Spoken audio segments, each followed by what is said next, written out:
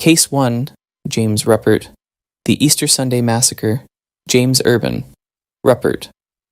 On Easter Sunday, March 30th, 1975, the church bells across Hamilton, Ohio, finished ringing at 6 in the evening, and 11 people who had gathered for a family dinner at 635 Minor Avenue were dead within minutes. The man who killed them had loaded 4 guns, walked downstairs, and fired 44 rounds. Then he sat alone in the house for 3 hours before calling the police. He was 41 years old. He killed his mother, his brother, his sister-in-law, and all 8 of his nieces and nephews. The youngest was 4 years old. Easter candy was still on the table when officers arrived. Nearly 50 years later, the Easter Sunday Massacre remains the deadliest shooting ever to occur inside a private residence in the history of the United States. That record has never been broken. Hamilton, Ohio sits about 30 miles north of Cincinnati in Butler County. In 1975, it was a tight, working-class community where families went to church on Sunday mornings, where neighbors knew each other's names, and where the Ruppert family at 635 Minor Avenue in the Lindenwold neighborhood was as familiar a fixture as any house on the block. The house belonged to Charity Ruppert, 65 years old. She had raised 2 sons inside those walls. Leonard Jr., 42, who had grown into everything a mother could hope for, and James, the younger son, who by the spring of 1975 had grown into something else entirely. James Urban Ruppert was born on March the 29th, 1934. The day before he destroyed his family, he turned 41 years old. His life by every outward measure was a quiet disaster. He had trained as a draftsman, but had not held steady work in years. He lived in his mother's house. He owed Charity $3,500. He owed his brother Leonard Jr. another $5,000. He had roughly $1,500 in savings and just over $1,000 in stock. He drank every night. He drove to a cocktail lounge called the 19th Hole near the great Miami River and sat alone at the bar until the early hours of the morning, night after night, year after year. The contrast between James and his older brother Leonard Jr. was the fault line running beneath everything. Leonard Jr. was a successful engineer at General Electric. He was married to Alma, 38. They had 8 children together. Leonard III, 17. Michael, 16. Thomas, 15. Carol, 13. Anne, 12. David, 11. Teresa, 9. And the youngest, John, just 4 years old. Leonard Jr. owned a home. He had a career. He had a family that filled rooms with noise. James had none of those things, and by all accounts he had spent 4 decades measuring himself against his brother, and coming up short every single time. People who knew James described a man carrying a lifelong inferiority complex that had long since curdled into something darker. His own mother had reportedly called him a mistake when he was born, because she had wanted a daughter. His father, Leonard Sr., was described as a violent man with little time or affection for either of his sons. James had grown up in that shadow and never found his way out. The night before Easter Sunday, James followed his usual routine. He drove to the 19th Hole and stayed until 2:30 in the morning. A bartender named Wanda Bishop, 28 years old, spoke with him that night. She later told investigators that James had complained about his mother's demands, about his debts, pressing in from every direction, about feeling cornered, with no visible way out. She said he told her he needed to solve the problem. Nobody who heard those words that night understood what he meant. The morning of his birthday, March 29th, witnesses saw James along the banks of the Great Miami River, shooting tin cans with a .22 caliber pistol. He was a gun enthusiast and regarded by those who knew him as an exceptionally accurate marksman. He owned a .357 Magnum handgun, 2 .22 caliber handguns, and an 18-shot .22 caliber rifle. On Easter Sunday morning, he loaded all 4. Leonard Jr. and Alma had taken all 8 children to Easter Vigil Mass at Sacred Heart Church the night before. Now, on the afternoon of Easter Sunday, they loaded the family into the car and drove to Minor Avenue. The children ran through the house. The kitchen smelled like Easter dinner. 8 kids, 4 years old to 17, filled the rooms with the kind of noise that should have lasted for decades. According to what James later told the psychiatrist, he slept most of the day, sleeping off the night of drinking. He said at some point in the afternoon he thought about going to a shooting range, but never went. Instead, he woke up, sat on the edge of his bed, and looked at the 4 guns he had already loaded. He sat there. He listened to the sound of the children below him. He thought. At 6 o'clock, the church bells rang across Hamilton. James Urban Ruppert stood up, opened his bedroom door, walked to the top of the stairs, and came down. He entered the area where the family had gathered for Easter dinner and opened fire. The .357 Magnum dropped Leonard Jr. first. Alma was struck once, through the heart, a single shot. Charity, his own mother, was next. Then he moved through the house. Leonard III, 17. Michael, 16. Thomas, 15. Carol, 13. Anne, 12. David, 11. Teresa, 9. And John, 4 years old, who had spent the afternoon on an Easter egg hunt in the front yard. James fired 44 rounds. 40 of them found their targets. In the space of just a few minutes, 11 people were gone. The house went completely quiet. James Ruppert sat in it for nearly 3 hours. He later told a psychiatrist he had considered ending his own life, but believed suicide to be a mortal sin. So he sat among the dead, in a house still decorated for Easter Sunday, and he waited. Around 9 o'clock that night, he picked up the phone and called the police himself. When Hamilton officers arrived at 635 Minor Avenue, Officer Robert Minor found James standing in the doorway. Behind him, victims were scattered across 2 rooms. Butler County Prosecutor John F. Holcomb would later describe the scene to reporters as carnage. Blood had dripped through the floor into the basement. Easter candy was spattered. A book found upstairs was titled, How to Commit a Perfect Murder. James was arrested without resistance. He refused to answer questions. He made clear from the beginning he intended to plead not guilty by reason of insanity. Was this the snap of a man pushed past his limit on Easter Sunday? Or was this something James Ruppert had been planning for a very long time? Prosecutor John F. Holcomb had a very specific answer. Holcomb believed James had planned the massacre with cold financial calculation. With Leonard Jr. and all 8 children gone, James stood to inherit roughly $300,000 from the family estate, plus the proceeds from Leonard Jr.'s General Electric life insurance policy. Holcomb argued the insanity defense was not a medical reality, but a legal strategy. Plead insane, get committed, get declared cured, walk free, and collect the money. Investigators had found financial documents inside the house, showing James had been floundering in the stock market, and that Leonard Jr. had recently refused to lend him any more money, because the country was in the middle of a 10-year moratorium on capital punishment following the Supreme Court's Furman versus Georgia decision. The death penalty was not available. James waived his right to a jury and was tried before a 3-judge panel in Hamilton beginning in June of 1975. On July 4th, 1975, the panel found James Ruppert guilty on all 11 counts of aggravated murder by a 2-1 vote. The dissenting judge found him legally insane. They sentenced him to 11 consecutive life terms, requiring a minimum of 176 years before parole eligibility. The legal fight did not end there. The Ohio Supreme Court ruled that the judges had committed a procedural error by telling James the verdict needed to be unanimous to convict. Under Ohio law, unanimity was only required for the death penalty. Because James had waived a jury partly based on that misunderstanding, the court granted him a new trial. The retrial was moved to Findlay, Ohio, 125 miles north of Hamilton, after the court determined James could not receive a fair trial in his hometown. Years of additional appeals over double jeopardy delayed the proceedings further. The second trial finally began in July of 1982, more than 7 years after the EU massacre. This time James chose a jury. The trial was held in Hancock County.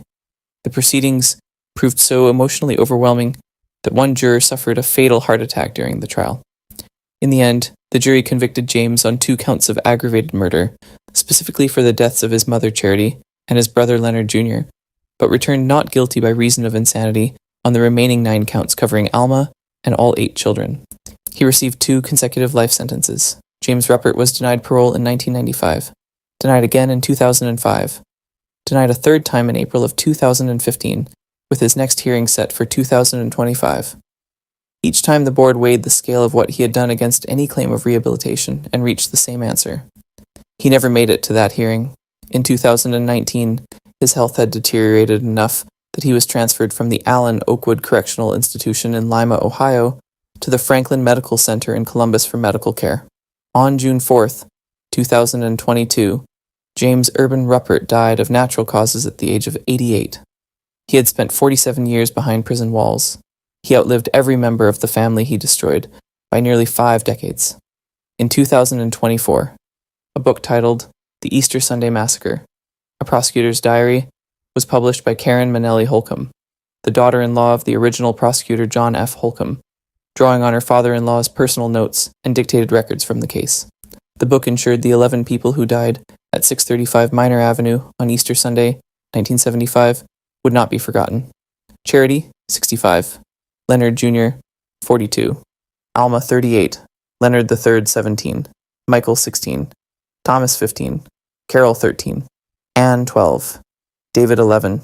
Teresa, 9. And John, 4 years old, who spent the last afternoon of his life hunting Easter eggs in the front yard. If you are watching this right now, drop a comment and tell us your location and your local time. We want to know where the dark truth crime community reaches tonight. The Ruppert case asks what 41 years of silent resentment and mounting debt can build inside a man before it finally breaks through. But the case that follows asks a darker question still. Not what failure does to a grown man, but what a 16-year-old boy obsessed with darkness and demonic ritual is capable of, and whether the legal system has any right to put him to death for it. Case 2. Sean Sellers. The boy. They executed Sean Richard Sellers on February 4th, 1999. Sean Richard Sellers was pronounced dead at 12:17 in the morning at the Oklahoma State Penitentiary in McAllister. He was 29 years old. The crimes that had put him on that gurney had been committed when he was 16. He is the only person in the history of the United States to be executed for an offense committed at the age of 16 since the reinstatement of capital punishment in 1976. 6 years after Sean Sellers died, the Supreme Court ruled that practice unconstitutional forever. 6 years too late. Sean Richard Sellers was born on May 18th, 1969, in Corcoran, California. His childhood was constant movement and instability. His parents divorced when he was young. His mother, Vonda, remarried a man named Paul Lee Bellafato, and the family moved nearly 30 times before Sean reached his mid-teens. He never had a stable community, a stable school, or a stable home. People who knew him described a boy who was intelligent, but increasingly isolated, increasingly strange, increasingly pulled toward the darkest corners of whatever he could find. By the time Sean Sellers was 15, he had found Anton LaVey's Satanic Bible. He later claimed he read it hundreds of times between the ages of 15 and 16. He performed rituals. He wrote in his own blood the words, "I renounce God, I renounce Christ, I will serve only Satan." As a sophomore at Putnam City, North High School in Oklahoma City, he drank blood at satanic rituals with friends, brought the Satanic Bible to class, and told classmates that demons flew around him and controlled his actions. He claimed to have invoked a demon he called Ezerate. His defense attorneys would later argue that Sean had also become consumed by Dungeons and Dragons, the role-playing game that was the target of a fierce moral panic during the Reagan years. Sean himself disputed this from prison, writing that blaming the game was, in his own words, either irrational or fanatical. What was not disputed was what Sean Sellers did. What does it mean when a 16-year-old boy tells people he wants to know what it feels like to take a life, and then walks into a convenience store and does exactly that, and then goes home, and then goes back to school, and does not stop? On September 7th, 1985, Sean Sellers and his friend Richard Howard walked into a Circle K convenience store in Oklahoma City. When the clerk behind the counter, a 36-year-old man named Robert Paul Bauer, refused to sell beer to the two teenagers, Sean pulled out a handgun and shot Robert Bauer dead. Sean later wrote in a confession that he had done it to find out what it felt like. He said he giggled afterward, as though it had been a fantastic prank. Robert Paul Bauer was 36 years old. He died behind a convenience store counter for refusing to break the law. Sean was not immediately identified as a suspect in the Bauer killing. It was Richard Howard who eventually gave Sean up to police after what happened in March of 1986. Howard pleaded to being an accessory after the fact and received a 5-year suspended sentence. He served no prison time. 6 months after Robert Bauer died, on the night of March 4th, 1986, Sean Sellers crept into the bedroom of his mother, Vonda, and his stepfather, Paul Lee Bellafato, as they slept at their home in Oklahoma City. He was wearing only black underwear. He later said the choice was deliberate, to limit the blood that would get on him. He was carrying a .44 caliber revolver. He shot Paul Bellafato, 43 years old, first. When Vonda began to rise from the bed, Sean shot her. Then he shot her a second time to be certain. Then he staged the scene to suggest an intruder had broken in. Sean Sellers was 16 years old. He had now taken 3 lives. When a teenager claims demonic possession and a tabletop game drove him to kill 3 people, is a courtroom even equipped to answer that question? And is death the right answer for a 16-year-old boy, no matter what he did? Sean was tried as an adult in Oklahoma County before District Judge Charles Owens, with District Attorney Robert Macy prosecuting. The defense raised every argument available: Satanism, demonic possession, addiction to Dungeons and Dragons, a childhood of displacement, and instability. The jury rejected every single claim and convicted Sean Richard Sellers on 3 counts of first-degree murder, finding aggravating factors including constituting a continuing threat to society and creating a great risk of death to more than one person. Sean Sellers was 16 when he committed the crimes. He was 17 when he was sentenced to die. At the time of his sentencing in 1986, Oklahoma law did not even give juries the option of life without parole as an alternative to death. That option became available in Oklahoma in 1987, 1 year after Sean was sentenced. One juror later said publicly that the jury had chosen death, partly because they feared a lesser sentence would result in Sean being paroled in 7 to 14 years. Other jurors disputed that account. The appeals process stretched across more than a decade. The Oklahoma Court of Criminal Appeals struck one aggravating factor on the double homicide, but upheld the convictions and death sentences. The 10th Circuit Court of Appeals stated in its ruling that it was troubled by the extent of uncontroverted clinical evidence supporting a diagnosis of multiple personality disorder, but denied relief. The United States Supreme Court declined to hear the case on November 30th, 1998. During his years on death row, Sean Sellers became a different kind of public figure. He converted to Christianity in prison, though most prison officials dismissed the conversion as manipulation. He appeared on The Oprah Winfrey Show. He appeared on Geraldo Rivera's television special about Satanism. He appeared in documentaries on 48 Hours in A&E. He married in prison on February 14th, 1995, though the marriage was annulled in 1997. He authored a Christian anti-occult book titled Web of Darkness, published in 1990 by Victory House Publishers. He maintained a prison website and wrote extensively.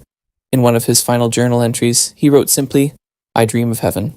A clemency petition filed on January 27th, 1999 cited his age at the time of the offenses, his religious conversion, and the multiple personality disorder diagnosis. Archbishop Desmond Tutu wrote personally to Oklahoma Governor Frank Keating, urging clemency. The Oklahoma Pardon and Parole Board denied clemency. Governor Keating refused to intervene.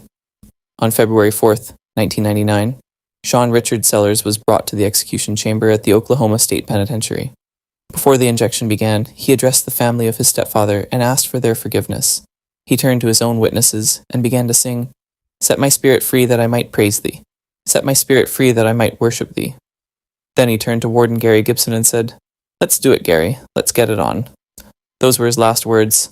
Sean Richard Sellers was pronounced dead at 12:17 in the morning.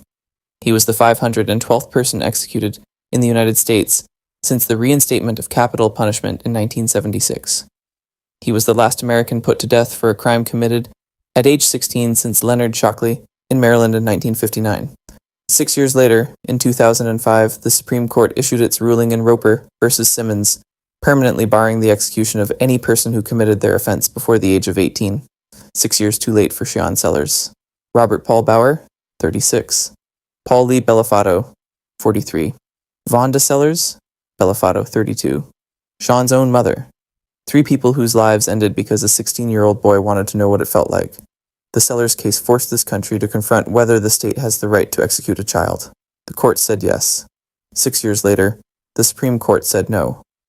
But in Albuquerque, New Mexico, nearly 3 decades later, another 15-year-old would force the justice system into a different version of that same impossible question. And what makes his case harder to explain is not what he did in the hours before he was caught. It is what he did in the hours after. He drove to church, and he sat through the entire Sunday service. Case 3, Nehemiah Griego. He drove to church, Nehemiah Griego. On the night of January 18th, 2013, a 15-year-old boy in the South Valley area, south of Albuquerque, New Mexico, retrieved a .22 caliber rifle from his parents' bedroom closet, and by sunrise had shot and killed 5 members of his family. His mother as she slept, his 9-year-old brother, his 5-year-old sister, his 2-year-old sister, and his father, who came home from a night shift at a homeless shelter and was ambushed in his own entryway. Then Nehemiah Griego loaded both of the family's rifles and extra ammunition into the family van, drove himself to Calvary, Albuquerque, one of the largest churches in the state, sat through Sunday services, wandered the campus, and told his pastor the family had died in a car accident. A retired homicide detective sitting in that congregation did not believe him. He picked up his phone and called 911. Nehemiah Griego was 15 years old. Nehemiah was one of 10 children.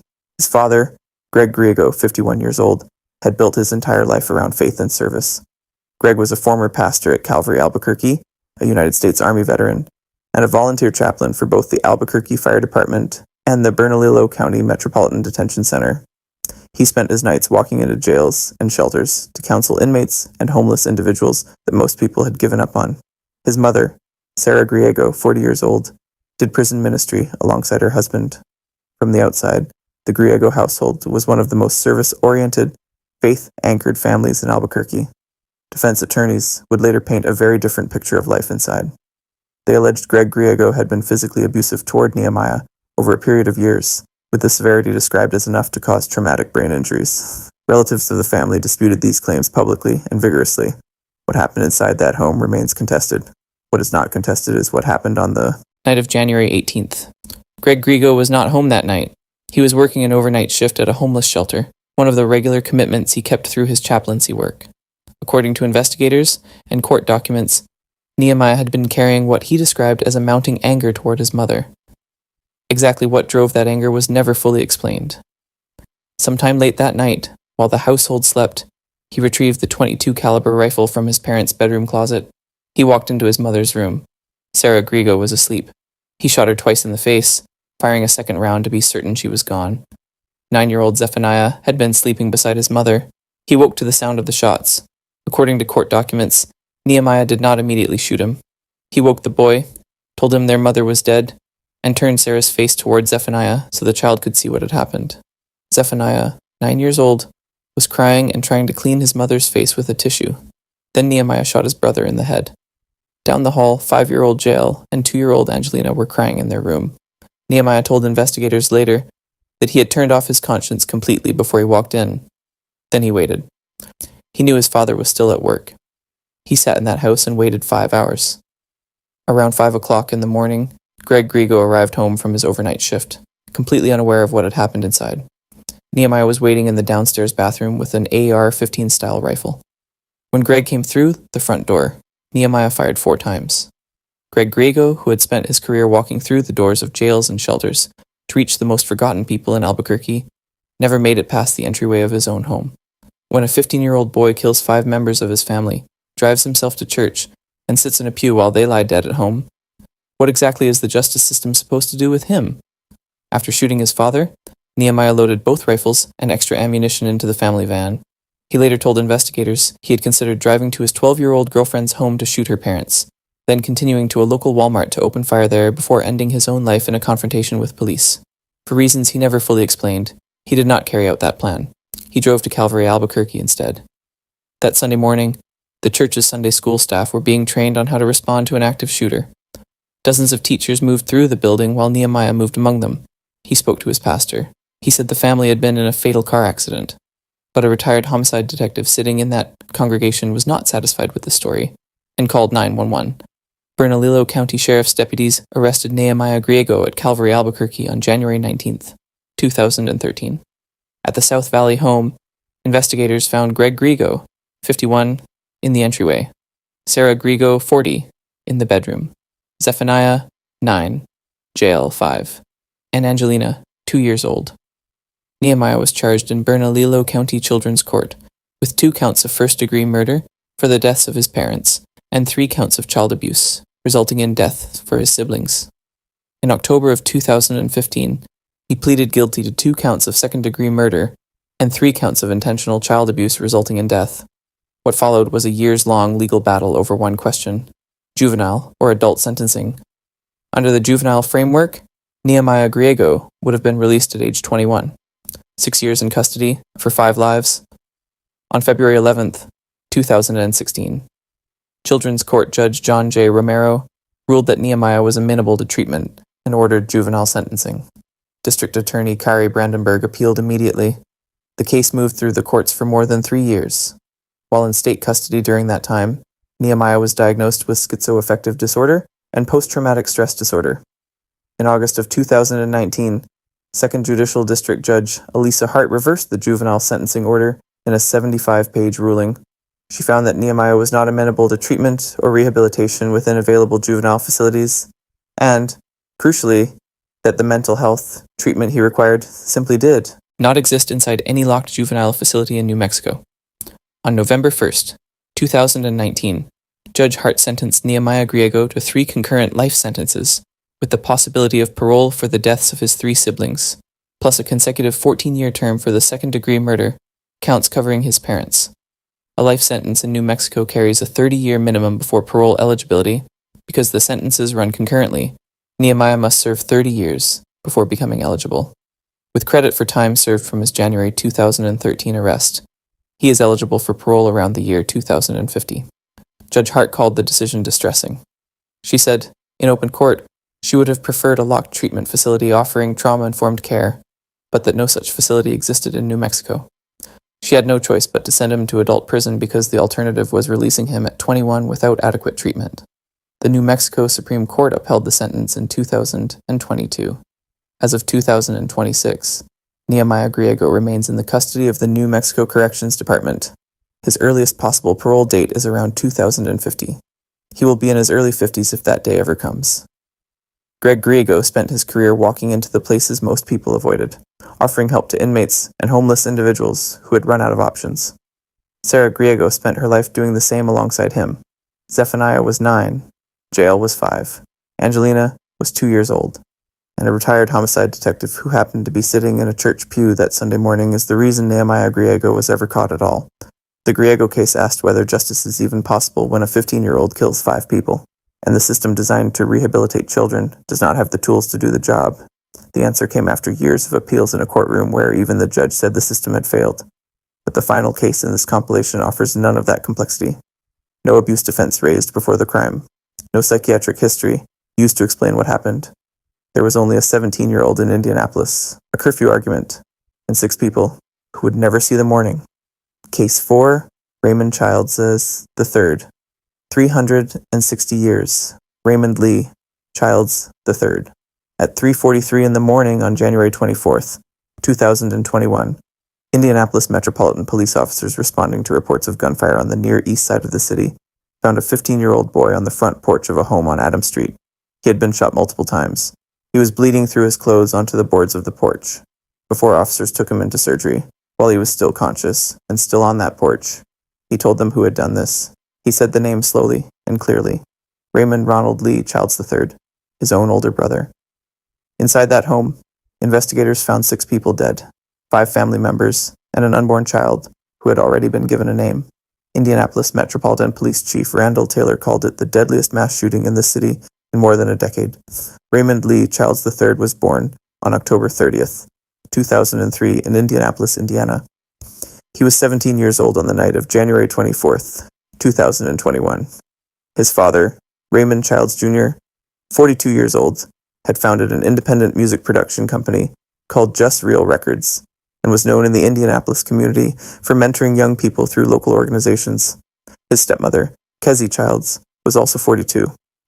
Also in that home on Adams Street that night were Elijah Childs, 18, Raymond's older brother, Elijah's girlfriend, Kiara Hawkins, 19 years old, 9 months pregnant, days from her due date. The family had already chosen a name for the baby boy she was carrying, Chaos. Rita Childs, 13 years old, Raymond's younger sister, and Xavier, 15 years old, Raymond's younger brother, who would survive only because he chose to run. The prosecution's account of what triggered the violence was a single word: curfew. Raymond had broken it. His father had confronted him. An argument followed, and sometime in the early hours of the morning, while the rest of the household slept, Raymond Childs III picked up a firearm. He went room to room. Raymond Jr. and Kezzie were shot in their room. Elijah was found in his bedroom, killed by a single gunshot to the back of his head. Kiara Hawkins, 9 months pregnant, was killed by a single gunshot to the head. Her unborn son, Chaos, who had a name and a nursery, died with her. Rita Childs, 13 years old, had been asleep in her room. Xavier, 15 years old, woke to the sound of the gunfire. As Raymond moved through the house, Xavier was shot twice. Bleeding from 2 gunshot wounds, he ran. He got out of the house. He reached a neighbor's porch and knocked on the door until someone answered. That decision to run rather than hide is what brought police to Adams Street before dawn, and what kept Xavier alive. When a curfew argument ends with 6 people dead, including a 13-year-old girl asleep in her own bed and an unborn child who never drew a single breath, is there a sentence anywhere in the legal system that can carry the full weight of what was lost inside that house? Within hours of the shootings, extended family members recovered the firearm from Raymond and voluntarily turned it over to Indianapolis Metropolitan Police.